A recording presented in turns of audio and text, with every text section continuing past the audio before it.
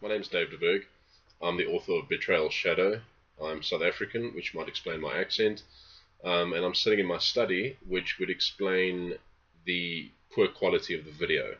Hopefully you don't let that bug you too much, and hopefully my ugly mug doesn't distract too much from the reading I'm about to do. I'm going to read the first chapter of my novel. It was published on the 1st of December by Tickety Boo Press in the UK. So hopefully you guys have got your copies, and I'm really looking forward to seeing how it does. I'm really excited for the book to hit a much bigger market than what it did under my previous publisher, and I hope you guys enjoy the reading. Thanks.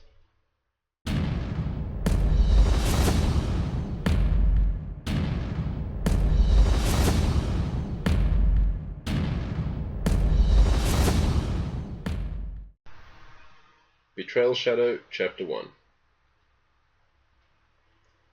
High General Bryce Serholm looked down on the bound tribesman, questions spinning through his mind. He was a tall man, broad-shouldered as his father had once been, and his shadow draped three of the tribesmen like a shroud.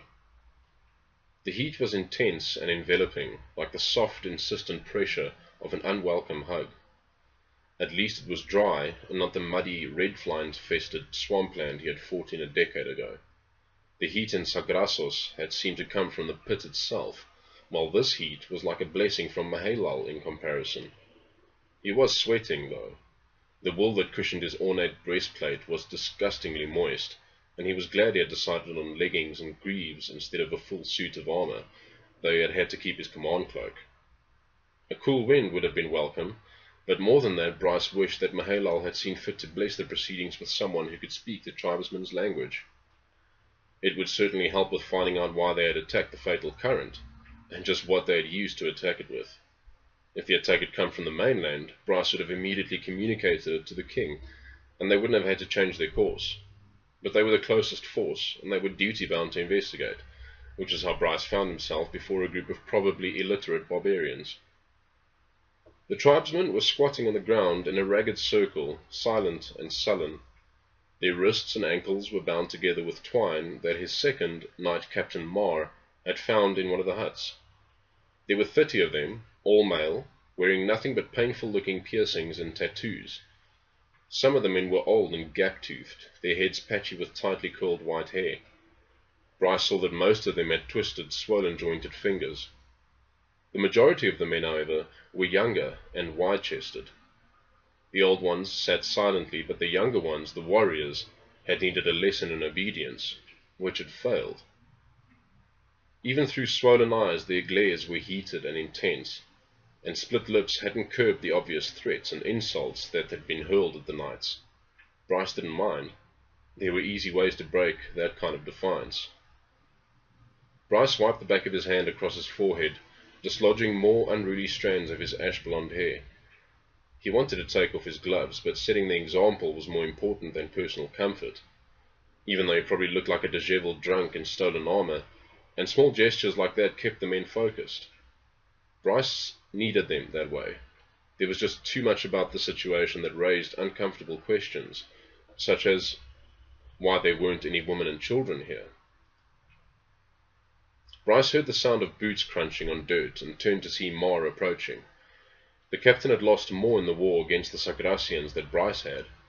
He walked with a limp. His left foot was a twisted mass, courtesy of a barbarian's battle hammer, and a glancing spear had damaged his facial muscles, so that it seemed he was perpetually and sarcastically grinning. He was loyal, though, and a capable and popular knight captain. Mar saluted and stopped beside him. "Any luck?" Bryce asked. "They're clever, sir." He puffed sweat off the tip of his nose. "We searched 3 square climenes, but couldn't find anything. Not even Lieutenant Dronald could find a trail, before he fainted from the heat, that is."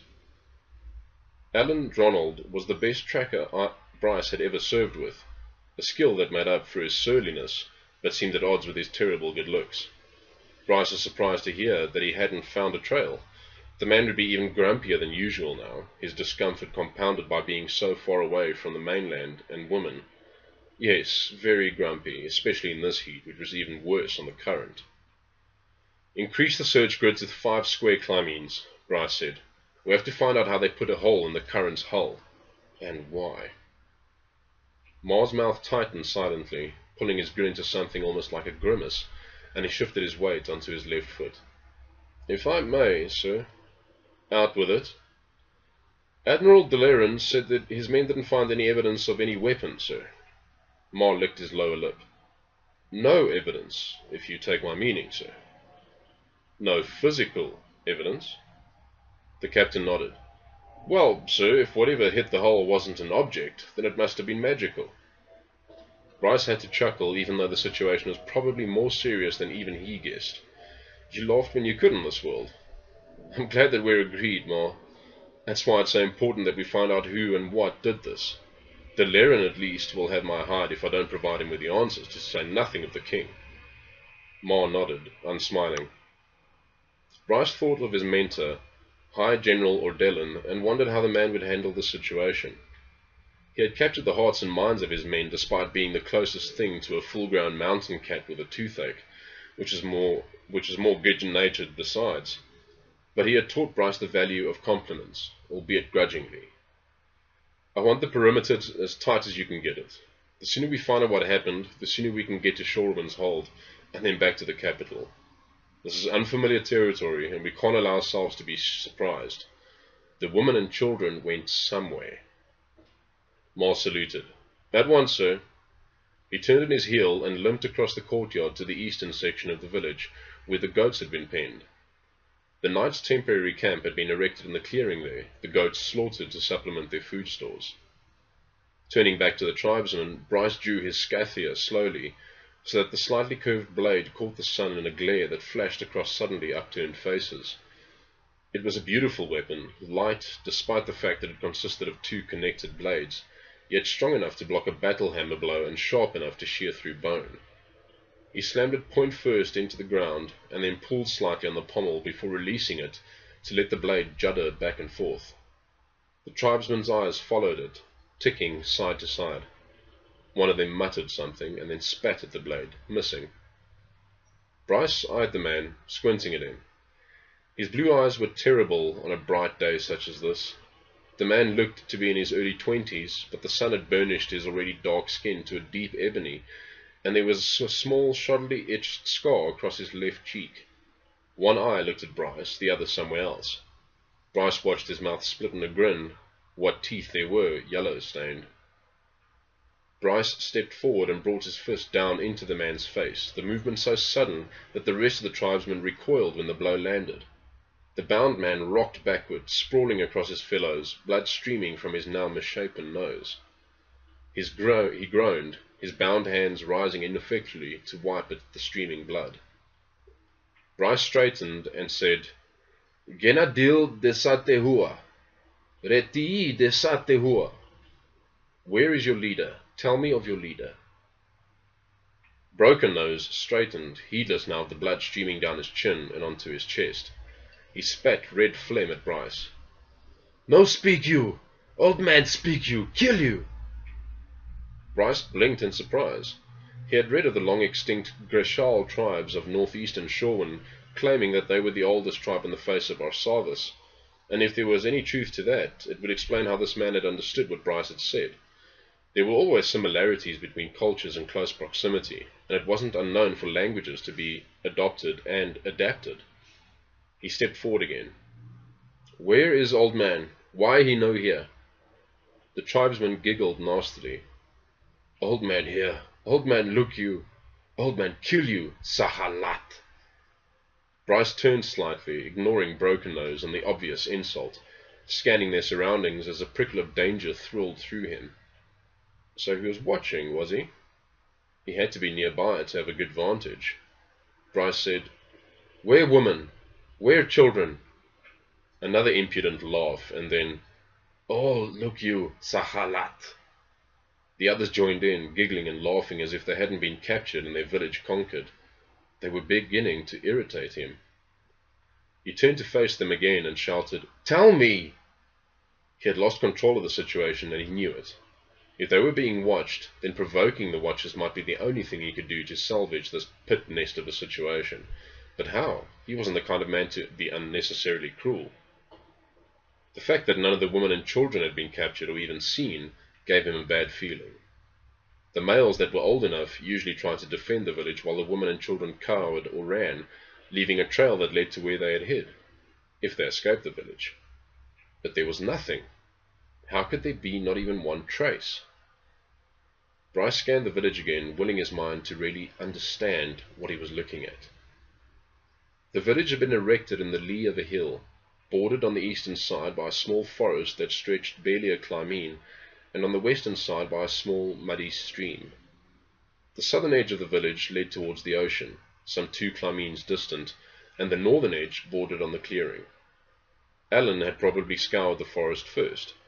He knew to check the trees themselves for anyone hiding up in the branches, and check the far side of the stream too. The village itself consisted of huts arranged in concentric circles, the ground dusty in most places, but here and there vines had taken purchase, forming knots of brightly mounded greenery. And in the center of the village stood a tall, rough slab of stone, carvings of what had looked like trees and tiny stick-figure people etched across its surface. There was no sense in checking the village itself for a trail, too many footprints everywhere. So where had they all gone? A memory of what High General Ordelin had once said sounded in Bryce's mind. Know the ground you fight on. Know your enemy's strengths and weaknesses. Know your own. When you can't find what you're looking for, it's usually right in front of you, and that means that you failed. Because you did not find out everything about the ground you're fighting on. You did not study your enemy, and you forgot that you have weaknesses too.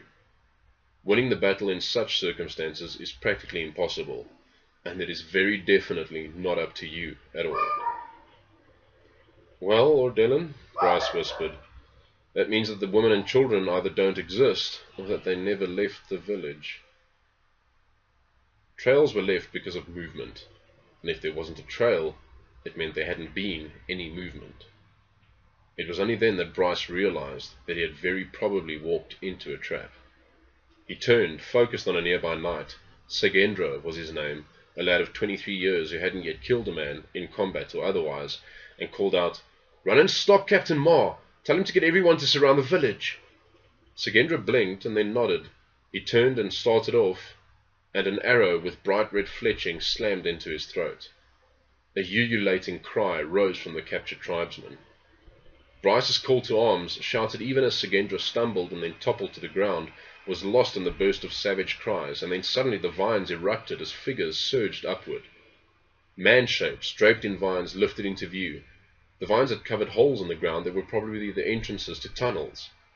The missing women and children of the tribe spilled out of the holes, brandishing knocked arrows and spears and the curved lengths of crude knives, surrounding Bryce and the few knights with him. In an instant the village became a battleground. Bryce snatched up his scathia and turned in time to deflect a knife that was angling for his stomach. A child, wielding the blade, her face a snarling visage, was screaming something at him. Bryce brought the scathia back into line and then thrust the blade through the girl's throat, silencing her savage cry. She sank with a gurgle, her weapon dropping to the ground as her fingers spasmed. A weight with clutching hands thudded into Bryce from behind, staggering him, and he punched backwards with the scathia, the pommel finding flesh and bone. The weight fell away as Bryce turned. He saw that it was Broken Nose, and then he stripped the point of the blade across the screaming man's throat, before moving again to engage a woman just now thrusting a spear at his face. Batting the attack aside easily, his eyes darted around for targets and support. The knights who had been stationed with him, 3, now that Segendra was down and probably dead, were all fully engaged, defending themselves against 3 or 4 opponents each. He saw another knight fall, pierced through the forearms and thighs by spears, before his attackers descended on him with knives. There was no time to wonder where the rest of his men were, even though he was desperately and silently summoning Mar. Bryce felt steel clang against his ribcage, but his breastplate protected him. He was surrounded. Knives flashing inches from his face, spears darting in. He turned the attacks that he saw, but they came in from his blind spots too, and he couldn't counter them all in time. There were just too many. Knives cut gashes across his forearms and calves, slipping underneath his braces and greaves. Spear points stabbed holes through his magenta command cloak. The knowledge that his death was near settled onto him, and Bryce let himself roar and snarl as he lay about with his scathia. He knew with a certainty he had never felt before that he would be hacked to pieces before Mar arrived. Suddenly his assailants moved backward, still brandishing their weapons and yelling hatred at him, but they had stopped attacking. They encircled him completely, and he saw with pride that many of them bled, some with arms hanging limply, hands with missing fingers, faces sliced along the cheek and jaw and head. 5 corpses lay crumpled on the ground at his feet, 2 of them small enough to confirm that they had been children. Bryce fought to get his breathing under control, and his arms ached, but his hands were clenched in a death grip around the Scuthia's hilt. He would not give them anything. Gradually the crowd parted, women and children shifting aside to create a passageway, and Bryce saw him. An old man, the tribe's leader. He was short and ancient, arms and legs gnarled with knots of lean muscle, and his tattoos were dense and dark against his sun-weathered skin.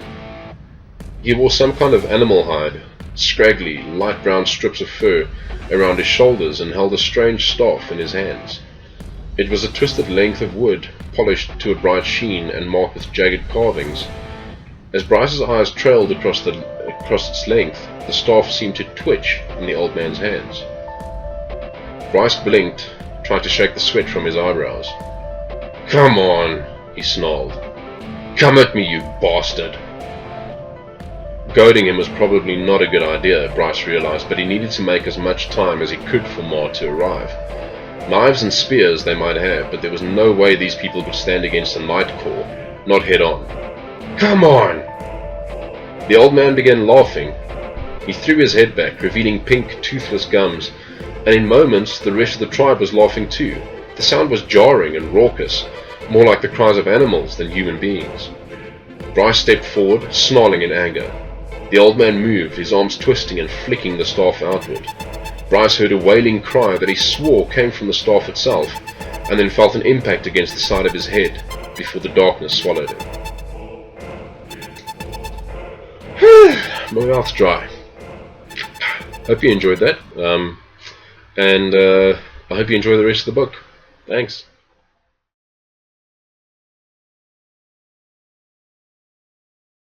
Illiterate barbarians. The tribesmen were squatting on the ground in a ragged circle, silent and sullen.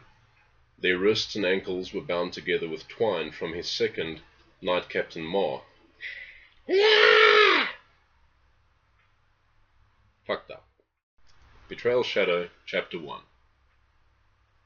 High General Bryce Serholm looked down on the bound tribesman, questions spinning through his mind. He was a tall man, broad-shouldered as his father had once been, and his shadow draped 3 of the tribesmen like a shroud. The heat was intense and enveloping, like the soft, insistent pressure of an unwelcome hug. At least it was dry, and not the muddy red flying sweat fed.